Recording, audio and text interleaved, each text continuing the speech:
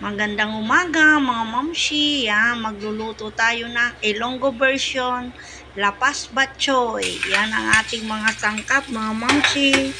Magigisa lang tayo ng luya, pangpawala ng langsa. Yan ang bawang. Dinikdik na natin yan ng maliliit. At hayaan lang natin siya na mag-brownies mga mamshi. Ang bango-bango.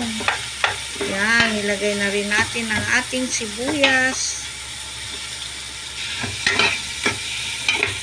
Hayaan lang natin na masangkot siya ang ating mga sangkap. Yan, nilagay natin ang ating bias ng baboy. Yan ang pampalasa sa ating sabaw ng lapas batchoy Ilonggo version. Yan, baka hiniwa natin yan ng maliliit. Strip lang yung ating karning baka mga mamshi. Hayaan lang natin na masangkot siya at nilagyan na natin yan ng beef cubes at seasoning, patis, pampalasa at paminta mga mamshi. Yan na.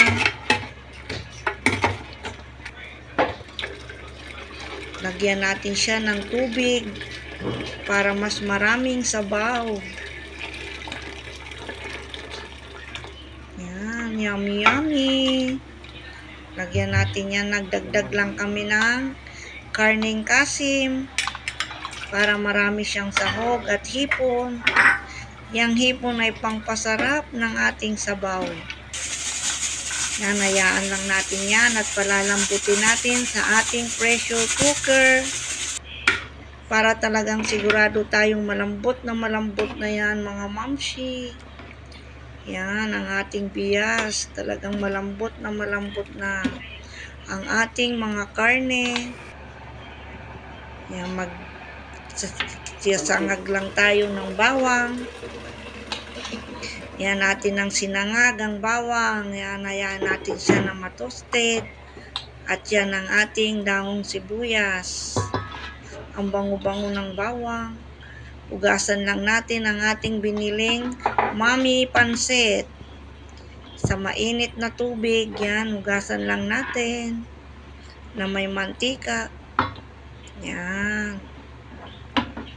Para siguradong wala na yung dumi ng ating pansit. Ayan na siya mga mamshi.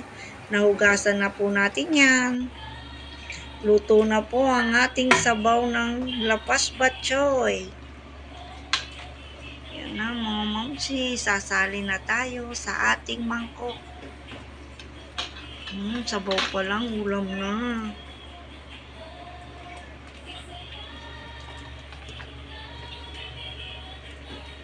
Yan, lalagyan natin ng sabaw yan. Mausok-usok pa yan mga mamsi. At talagang napakasarap humigop ng sabaw. Yummy yummy mga mamshi. Yan, lalagyan lang natin ng sinangag na bawang sa ibabaw at dahon ng sibuyas. Yan na, ready to eat na ang ating lapas batchoy Ilonggo version.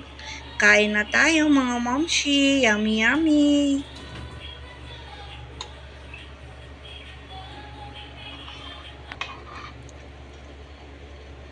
Yan, dagdagan natin ng sabaw kasi mas masarap umigop ng sabaw.